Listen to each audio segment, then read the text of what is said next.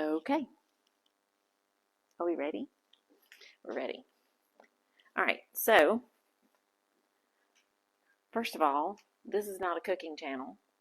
And second of all, I'm just bottling this kombucha, but everybody always has questions about bottling the kombucha. So I had to start from scratch this time because my pellicle died. I think it got too hot.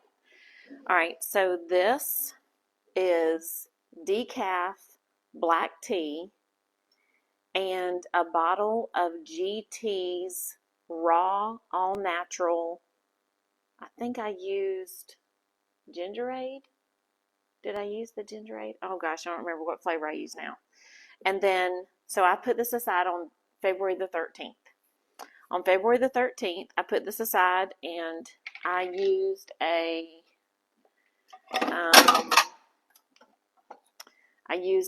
pickle pipe, which can be found on my Amazon store, so that it would be okay. And it grew a pellicle, okay? Yes, I know it looks like a jellyfish, but don't freak out. It grew a pellicle, okay? So what I'm going to do is put 1 cup of the starter tea. So let's see, 1 cup, 2 cups, 1 cup. Okay, there's the line for 1 cup. So I'm going to stir this up. Now I want you to see how fermented this is. Look. When I stir this up, look at the bubbles I get. This is going to be so yummy, y'all. It's going to be nice and fizzy. Okay, so there is 1 cup of starter tea because this is going to be my next batch of kombucha. All right. I think somebody just dumped a package on my front door. All right, so that I can bottle this, this is a 1/2 cup of raw unfiltered honey, and you want unfiltered because you want the good stuff from the honey, okay? You don't want something that, let's see, pure and unfiltered is what it says. Now, when I made this to begin with, I did 1/2 cup of sugar, 4 tea bags of decaffeinated black tea. I want to switch this over to Jun tea. So you can do this over time. It just has a milder flavor, and I prefer to use the honey.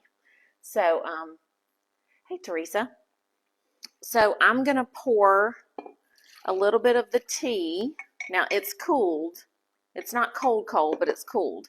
Into this 1/2 cup of honey, and I'm going to stir it up. And basically all I'm doing is dissolving the honey into the tea. And so I just want to sort of stir that up really good, and then I'm going to pour it into the tea. And then I'll show you what I'm going to do from there. So, this smells so good, y'all. So this is what I'm doing to prepare my next batch of kombucha, and then I'm going to show you how I'm going to bottle the kombucha that I just made. And like I said, it's been fermenting since February 13th. So what is this, March 20th, right? No, this is March 21st. So it was probably a good solid 5 weeks, maybe. So I'm going to stir this up. Okay, so the honey is now stirred up into the tea and dissolved really good. So there's that, okay. Now, this is my new batch. Now, remember, this has 1 cup of starter tea in it from the fermented kombucha and the pellicle. So I'm going to pour, and you don't ever want it to be too hot. Actually, this might be a little warmer than I want it to be. Let me put a couple of ice cubes in there.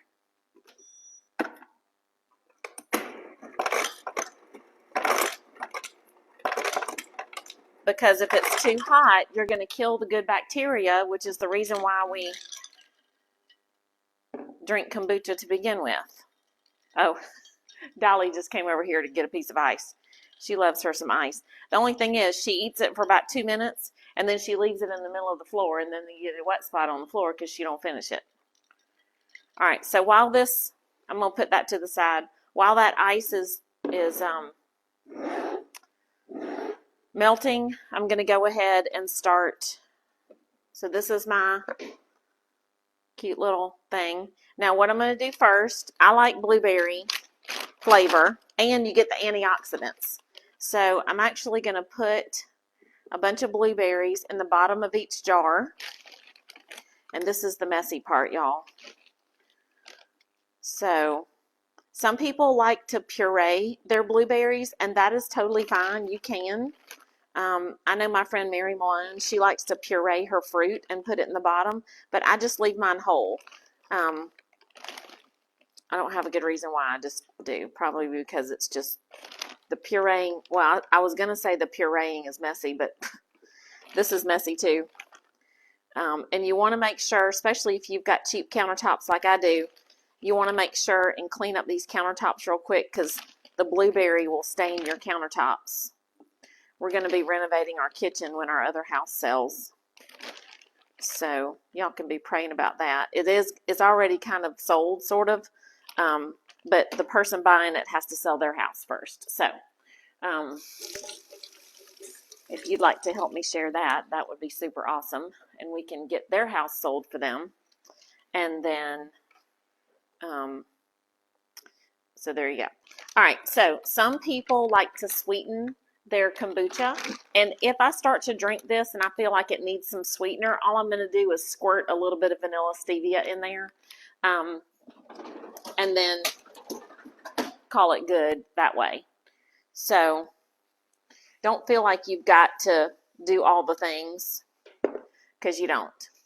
And comparison is the thief of joy, right? So everybody's got a different way to make kombucha. Everybody's got a different way to make kefir. You do you, like, well, I mean, to a certain extent, you got to do it right.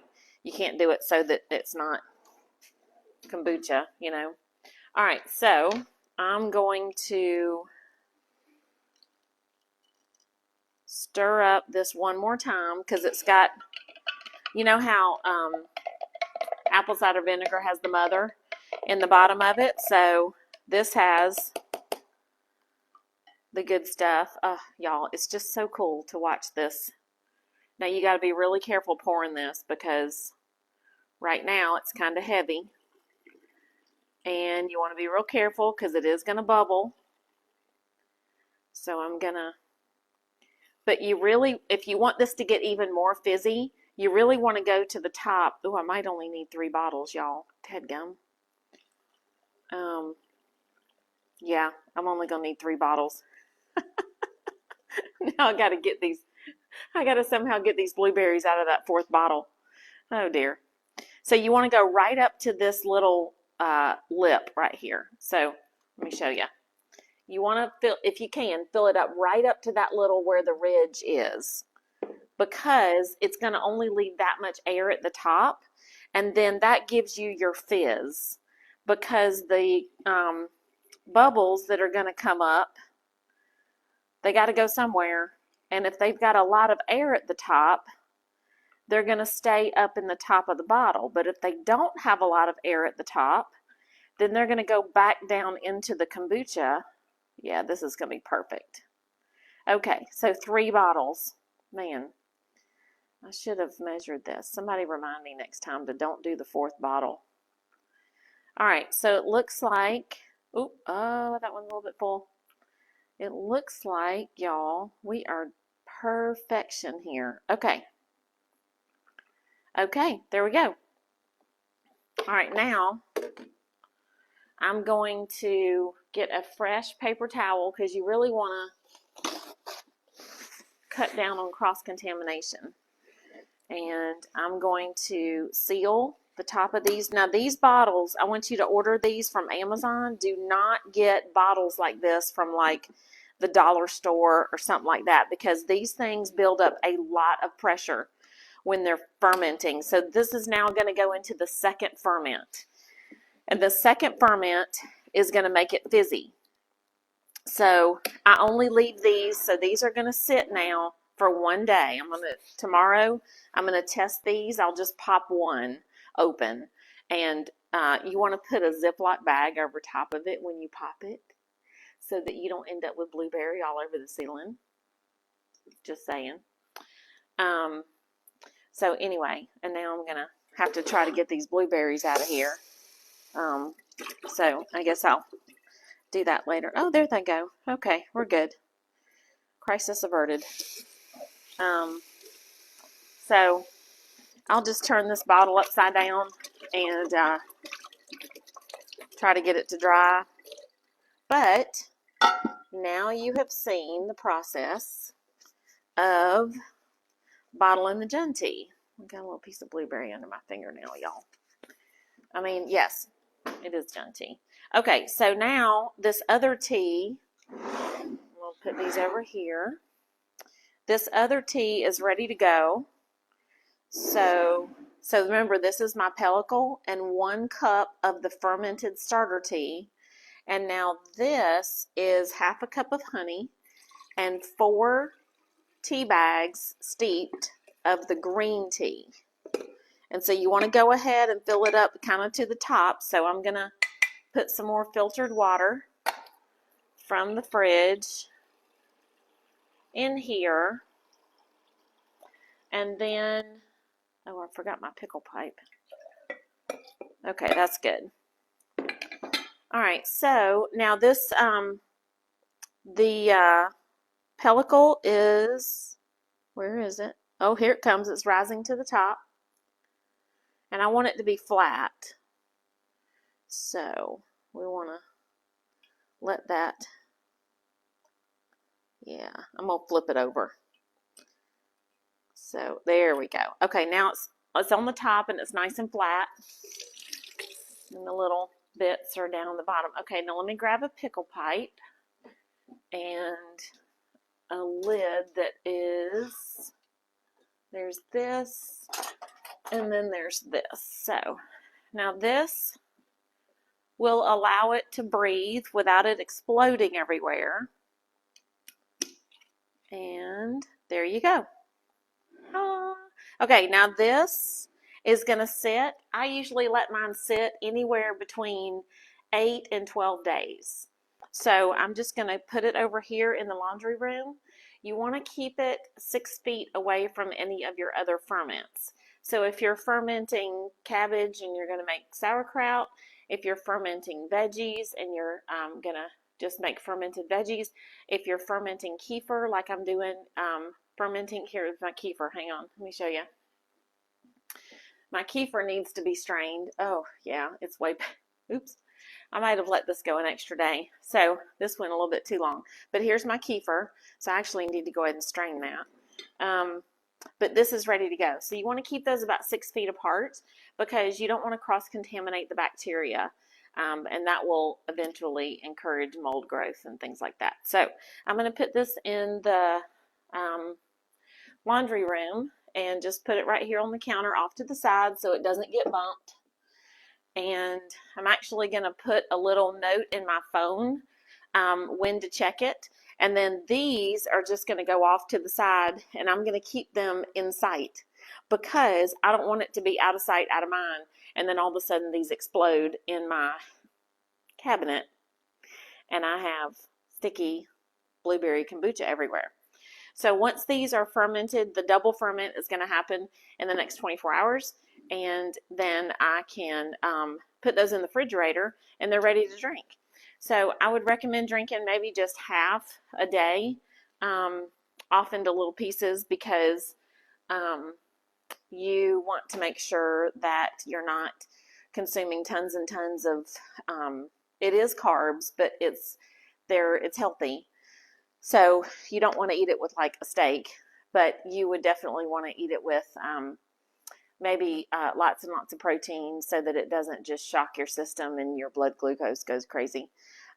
But if your glucose goes up a little bit and it comes right back down, that's actually pretty healthy. So I hope this helps. And oh, there's Hannah. Hey, Hannah. Make a GGMS and put it in the fourth one. Oh, that's a good idea, except I already dumped my blueberries. Man, that would have been a good idea. Okay, well, there we go. Hope y'all had a great time watching me bottle the kombucha, and I'm going to go strain my kefir right now and start some new kefir and share it with some of my neighbors and tell them that I have some extra kefir if they want it. Have a great Friday. Love y'all.